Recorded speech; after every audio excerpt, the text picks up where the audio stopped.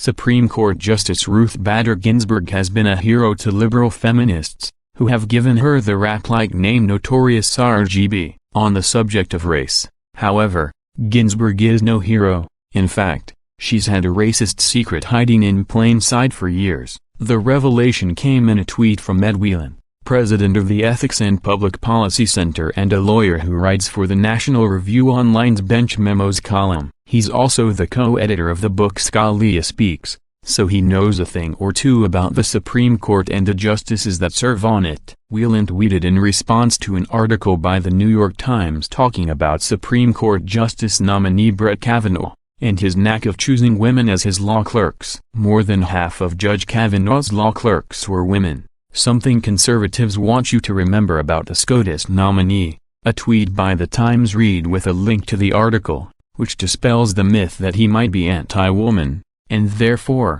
hostile to Roe v. Wade. The article missed an even bigger point, according to Whelan. Surprising that article doesn't also mention that of Kavanaugh's 48 clerks, 6 have been Asian American, 5 African American, and 2 Hispanic. He tweeted, "For someone who is supposed to be the ambassador for Trump bigotry on the Supreme Court, that seems awfully open-minded." The real bombshell, however, was what Whelan said next. Over her 13 years on D.C. Circuit, Ruth Bader Ginsburg had 0 African American clerks. Before you think that Ginsburg just didn't have viable candidates to hire, that isn't true. In fact, African Americans are represented among court clerks at higher rates than in the population, except in Ginsburg's chambers, of course. Here is Whelan's tweet. Surprising that article doesn't also mention that of Kavanaugh's 48 clerks, 6 have been Asian American, 5 African American, and 2 Hispanic. Over her 13 years on D.C. Circuit,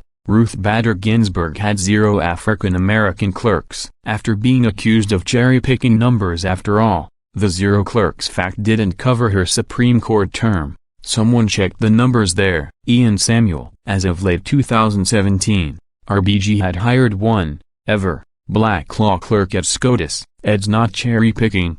He's just got a juicy target here. That's the unfortunate reality. It seems Ginsburg couldn't only find one place at the table for black clerks in her SCOTUS chambers, out of dozens of opportunities. That is Ruth Bader Ginsburg and her true legacy.